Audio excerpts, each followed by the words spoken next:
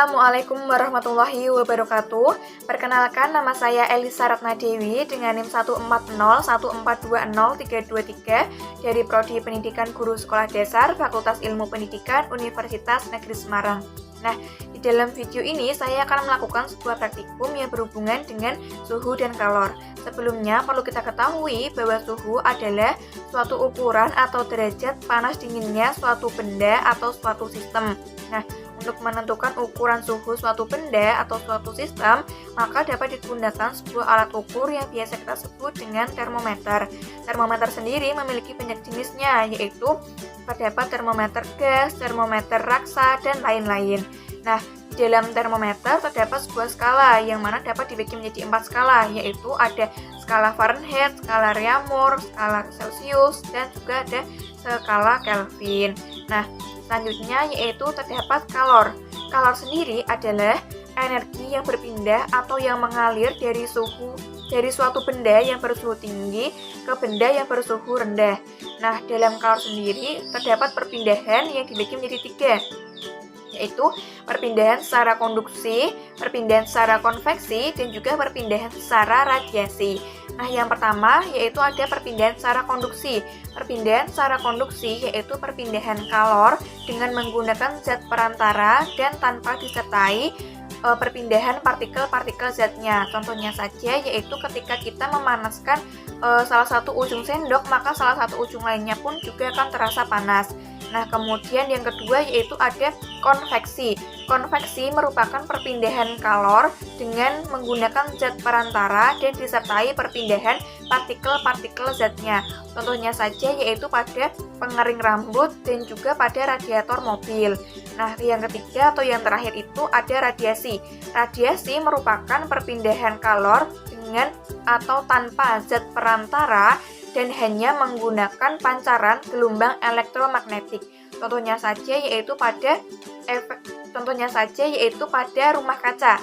Rumah kaca dapat menyerap panas karena adanya radiasi atau pancaran gelombang elektromagnetik dari sinar matahari. Nah, untuk lebih jelasnya berikut adalah alat dan bahan serta langkah-langkah dalam praktikum yang akan saya lakukan. Selamat menyaksikan.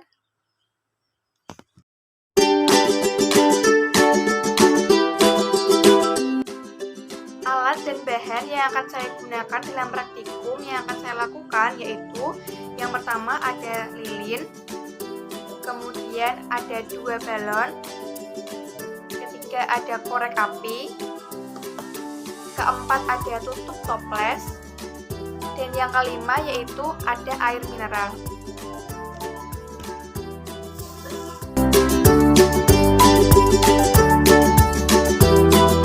Langkah pertama yang dapat kita lakukan yaitu kita nyalakan lilin terlebih dahulu.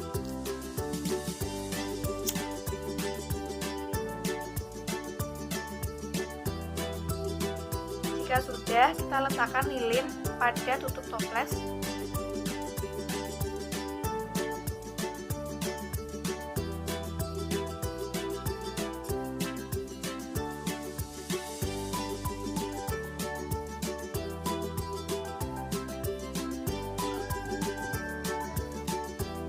Langkah yang kedua yaitu kita tiup balon terlebih dahulu.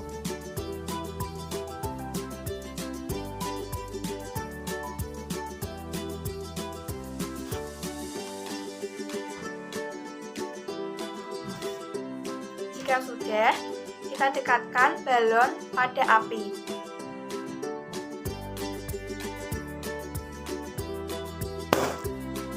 Kemudian langkah selanjutnya yaitu kita isi balon yang satu ini dengan air dan kemudian kita tiup.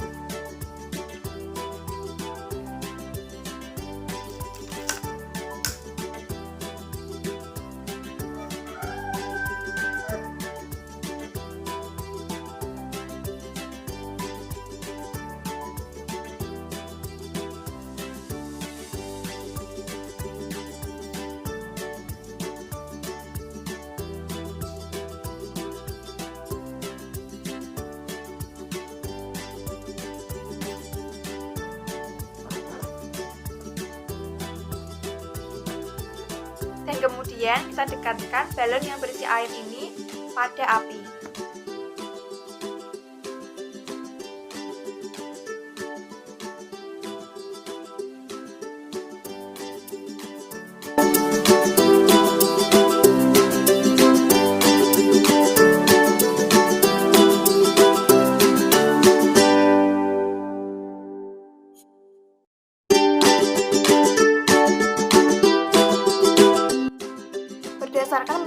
yang telah saya lakukan, maka dalam percobaan pertama ketika balon yang berisi gas kita dekatkan dengan api, maka balon akan meletus.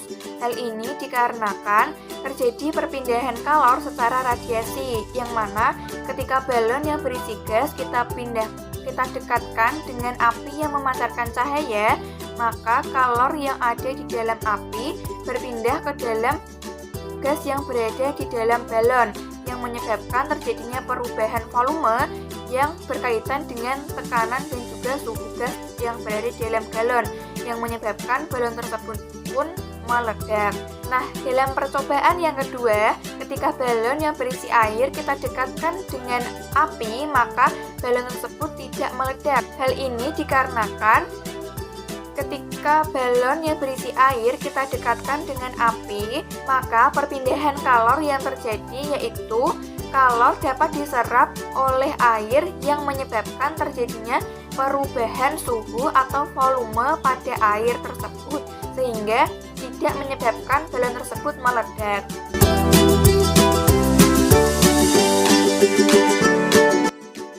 Dari praktikum yang telah saya lakukan, maka dapat diambil kesimpulan bahwa api dapat menyebabkan perpindahan kalor secara radiasi. Nah, perpindahan kalor tersebut dapat menyebabkan perubahan suhu suatu benda yang awalnya bersuhu rendah menjadi bersuhu tinggi. Nah, perubahan suhu tersebut dapat menyebabkan pemuaian pada suatu benda. Sekian praktikum yang telah saya lakukan. Terima kasih. Wassalamualaikum warahmatullahi wabarakatuh.